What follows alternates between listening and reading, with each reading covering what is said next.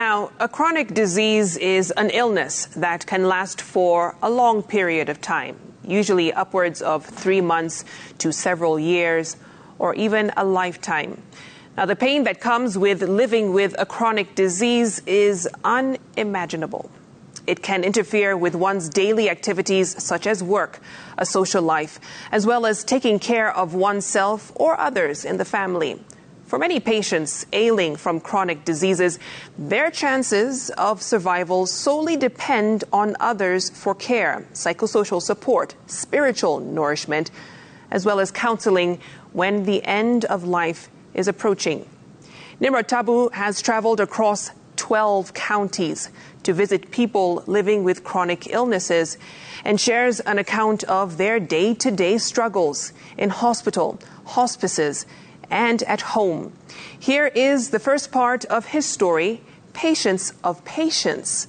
We would like to warn you that some of the pictures and sound bites you're about to see and hear could be disturbing.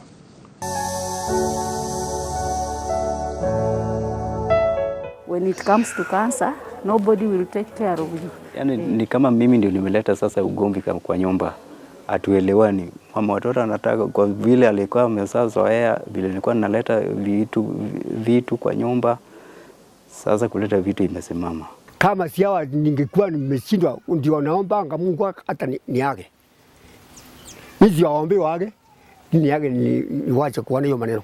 In homes and in hospital wards, there is a game of survival, one day at a time. I was just being given these strong antibiotics plus painkillers without investigations. Kiniona hivyo wezi sema niko mgonjwa, lakini ndani yangu kuna uchungu nasikia ama kuna mahali nasikia naumia. Mama hawezi akatoka kitanda na mshughulikia akiwa kwa kitanda. Mtoto naye pia ni wa kushughulikiwa, kutembea ni lazima nimshikilie hivi.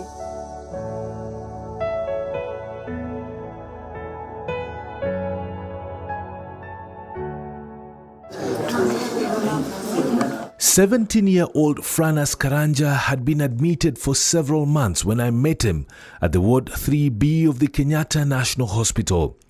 His entire face is covered in tumors, arising from a type of skin cancer. It all started in the year 2020 when he was at home in Embu, according to his elder brother, Henry Mwangi. Ilianza tu kujikuna. Sasa dakika mwisho ilitoka kitu na hapa nyuma. Hiyo kitu itoka nyuma ilitoka kitu iko na uzaa. After hiyo kitu kutoka ndio ikatoka kitu imefula hapa mbele. Sasa ikafula ikaanza kutoka sasa kidonda. Ikaendelea hivyo sasa mpaka mahali imefika.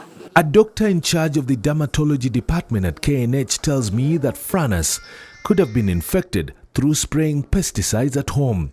But his brother differs with that opinion. Mimi nilikuja hapa daktari akaniambia mtoto wangu wetu ako na kansa ya ngozi. Niyo kitu kanipea stress. Nikasema naweza kwetu nyumbani hakuna mtu akona ugonjwa kansa kwa familia zetu zinjawesikia. Sasa huyu mtoto ametoa ugonjwa wapi? Kwa sababu ugonjwa najuanga inaendanga na familia. Mimi sijawahi nakienda kwa shamba kuspray. Sababu mimi hata ile shamba mama kona inapigwa ndawa. Mimi mwenyewe ndio upiga. Franas's mother is heartbroken by the turn her son's health has taken.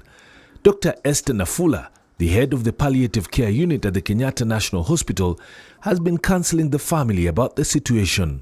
This news that you have to live with an illness, it's actually heavy news. And many patients go through this grief cycle from denial to acceptance, trying to see all scenarios. How is my life going to be? Am I going to die of this illness? Then sometimes when we give them the answers that, yeah, you're not going to die, but you have to live with this illness for the rest of your life. So you imagine how you're going to have pain and repeated hospital admissions for whatever period the rest of your life is. And it's a source of anxiety and stress for a lot of patients. Several weeks ago, Franas started receiving chemotherapy.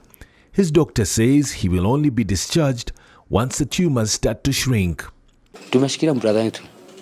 Kwa sababu tukiachilia brother yetu kama tuna kitu, tutamfanya nini na ni wetu? Na ni ndugu yetu, tutampeleka wapi? Lazima tumshikilie. Ndio hata yeye mwenyewe asikie kweli ako na brother zake zinampenda, kwa sababu tukimwonyesha hatuna upendo saa hii, kwanza venye kwa hospitali atanjidharau. Francis is keen to go back to school, but the tumor on his left eye makes that impossible for now. Anjaenda shule mpaka saa hii, lakini yeye maoni yake venye asikia mimi akiniambia kama brother yake mkubwa, aniambianga ile siku atasikia amepona, hata uko na miaka ngapi, lazima atarudi shule, afanye mtihani yake KCP, aendelee na masomo. He is constantly updating himself on schoolwork through the internet by using his cell phone. Anapenda kufuga sana. Kuku, sungura, hizo ni vitu anapenda sana.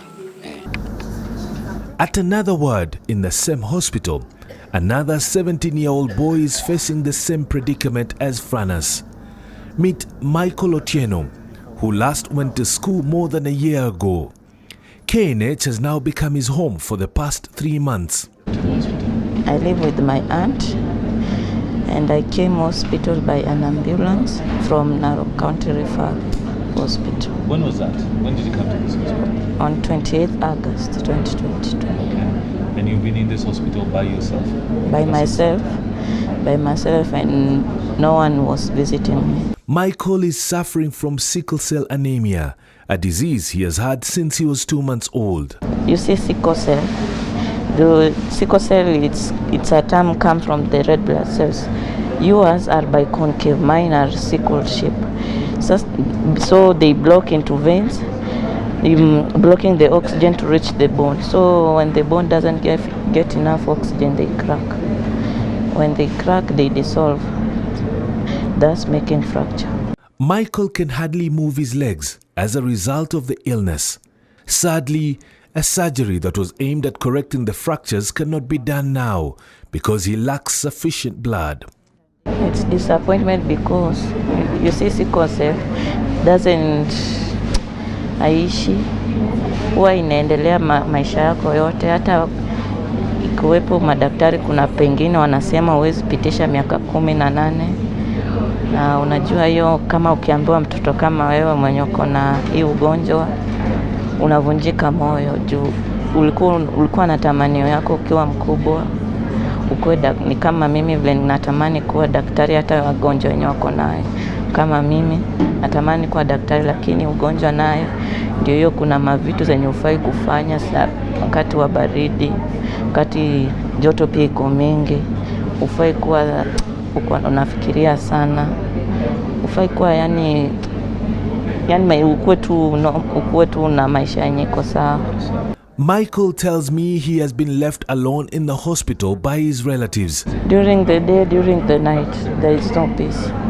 I'm just struggling, just praying to God and navumilia tu.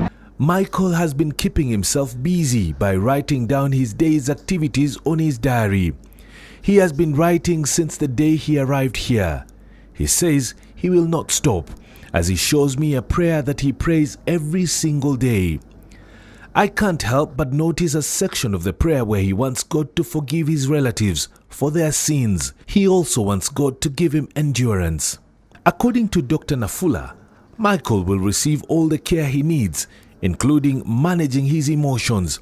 However, she says, patients under palliative care need a personal touch from family members. Our palliative care work comes in when they have these acute flares. We take care of their symptoms. When they're fine, they go on with life. So we are giving them both symptom management and supportive care. Now, when we look at a life-limiting illness, those are illnesses that are most likely going to result in death at some point. So those are progressive illnesses. We expect them to get worse with time. So for such illnesses, then palliative care increases with time as the illness gets worse. For life-threatening illnesses, even sometimes we sign out. The patients get better and they don't need active palliative care anymore. Tucked away in Eldoret town is a Living Room International Hospital. For many, this is a palliative center that has become a home away from home.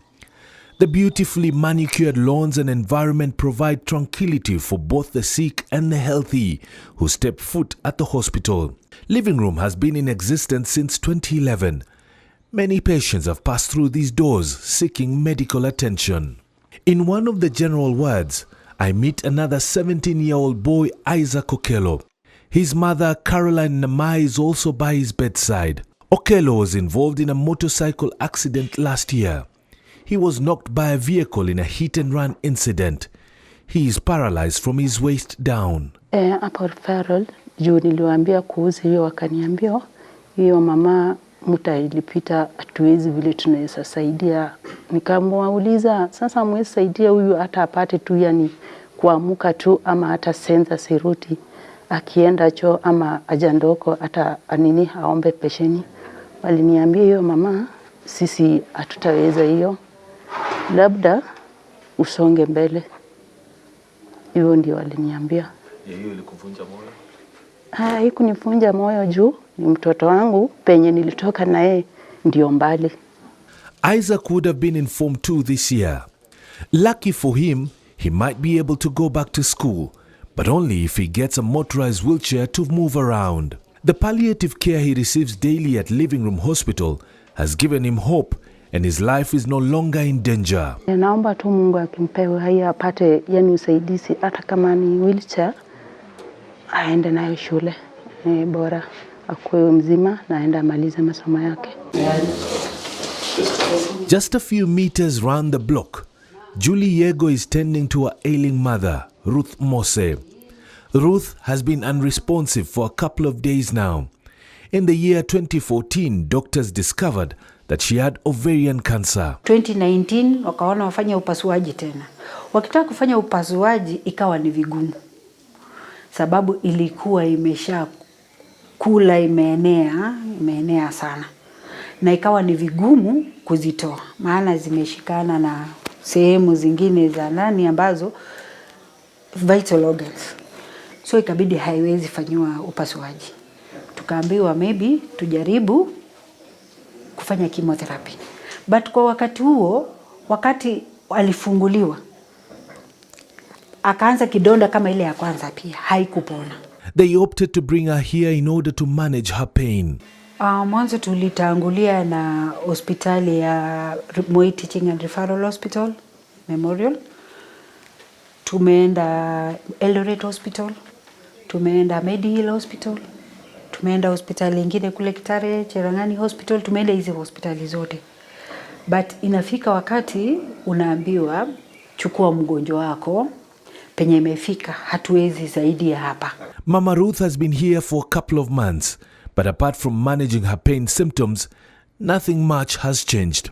See, she has swollen feet, so they have to put this. Julie Yego touches her mother one more time and tries to talk to her. Mama Ruth lost her battle to cancer a week after our visit at the hospital. Even if it is the end of life, that quality of care, that quality of life, the life that he still have before that end of life is very important to be cared for. You know, he has to be clean, he has to get the spiritual nourishment, he has to sort out these unfinished businesses. He is a human being, he is still alive. Wengi mahospitalini wamekuwa wakiachwa na watu wao. Maana kansa ni bei ghali. Unakuta matibabu, dawa ni ghali, kulala ni ghali, kitanda ni ghali. Kimbilio Hospice in the outskirts of Uasin Gishu County. Unlike Isaac, who has not been able to go to school for close to a year and a half, Brighton, who is paraplegic, has gone back to school and is moving on with his education. Brighton is paralyzed from the waist down after falling from a tree last year. Brighton came in last year around December with it was grade 4 bed sores. So there was a report that he fell from a tree, and that way he ended up becoming a paraplegic patient. Naturally, for those patients that are immobile, for instance, there are patients who are not able to turn themselves in their bed. So with time, they develop bed sores. Brighton is almost making a full recovery on his wounds, but he will be confined on a wheelchair for the rest of his life. He's still a child. Maybe he still has hope that one day he will work and have a family, of which in his case it will not be able to work out because he's paralyzed. St. Vincent's de Paul Mission Hospital in Muhoroni in the county of Kisumu has been home to many patients ailing from chronic illnesses. Isaiah Okeo is one of the patients at the Palliative Care Center. In 2018, while transporting goods using his bicycle, Isaiah was knocked down by a moving vehicle. Baada ya mwezi 6 hivi nikaanza kutabika damu. Baada ya kutabika damu wakanipeleka hospitali tena. Wakatibu hiyo kutabika damu ikasimama. Muda si muda tena hapo mwezi chache kutabika damu imerudi. Sasa wamenikimbiza mpaka rasi ya Kisumu. Sasa ili wanipeleke kwa x-ray ni wajue ni kitu gani ambayo inafanyikana. Sasa baada ya hapo madaktari wakapata liver imepasuka kwa ndani. Sasa hapo ndipo ugonjwa ilianza. Okeo is now suffering from a chronic disease called cirrhosis of the liver, an internal organ injury caused by the accident. Hapo nimesateseka kwa sababu saa kidogo unakimbizwa hospitali kufanya kazi pia. Sasa kazi yote sasa imesimama. Sasa yani ni kama mimi ndio nimeleta sasa ugomvi kwa nyumba. Hatuelewani. Mama watoto anataka kwa vile alikuwa amezoea vile nilikuwa naleta vitu kwa nyumba. Sasa kuleta vitu imesimama. Sasa hapo hatuelewani vizuri, saa zingine tunaelewana, saa zingine maelewano hakuna. Inside the body, liver cirrhosis causes dilated vessels to protrude on the belly, redness on the palms, muscle wasting, jaundice, which is a yellow color on the skin and eyes, sparse body hair, and ascites, which is the accumulation of fluids. Kwa mara ya kwanza nilikuwa nimechagua mahali ambapo inaitwa Rachar pande ile. Sasa kufika hapo wao hawako nikaribisha. Waliniambia tu mzee, hii ugonjwa wako unapoteza naye wakati bure. Afadhali rudi tu nyumbani. Sasa nikawauliza hapo. Sasa nirudi nyumbani na nimekuja kutafuta matibabu. Si nyinyi ndio mnaweza kunisaidia? Wakasema hapana. Hiyo ugonjwa yako sasa kama umesatoka kwa ile hospitali kubwa na umekuja kwa hiyo hospitali yetu ndogo, unafikiria utapata uzima kweli? At local hospitals, Okeo would not receive the attention he is getting now, but here he is treated with dignity. Vile nilikuja hapa, wao wamenikaribisha tena, yani ni kama wa ukoo wetu. Hata nikikuja hapa ninaona tu kama nimesaa kwa mzima.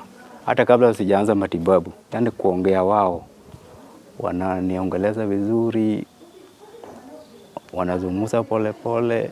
Madaktari wamejua kuzungumza na wagonjwa. Hasa hapo nimeshukuru sana. Tena kuanzia hapo sijaenda mahali popote. Hapa ndio kama nyumbani kwangu.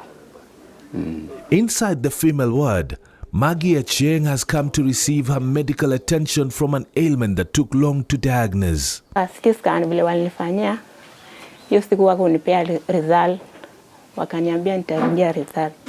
Nikarudi tena nyumbani, nikakaa kitu kama 2 weeks, 3 weeks, nikarudi tena. Kurudi, nikaenda wakanipea result.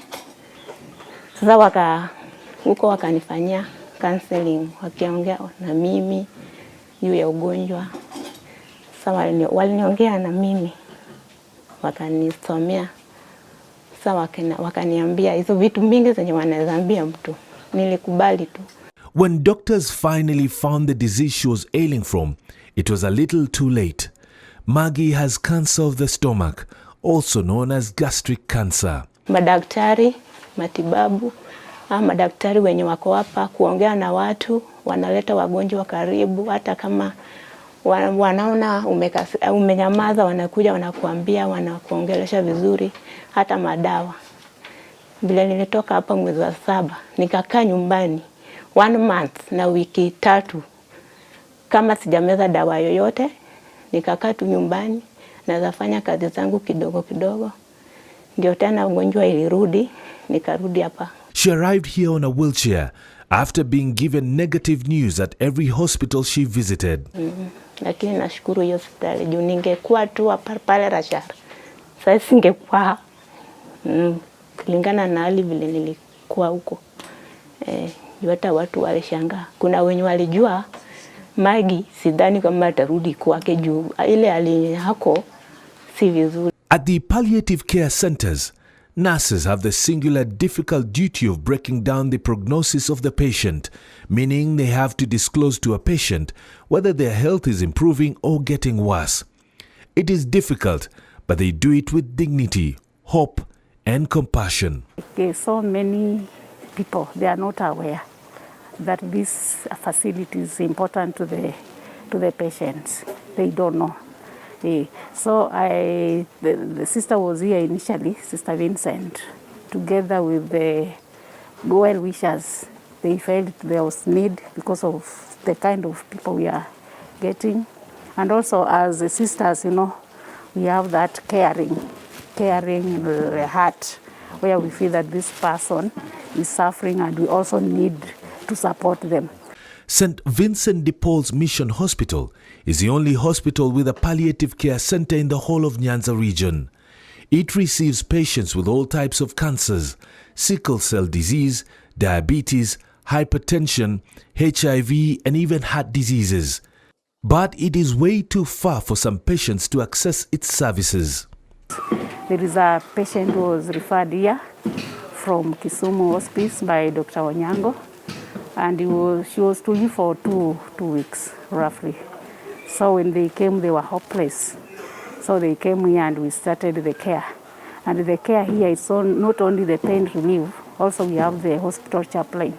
We have a priest here, Father Oscar, who also takes care of the spiritual part of it. And that also helps us to give these clients hope that they can live. So this client was here for over six good months. And she was very happy. She got even better than she came.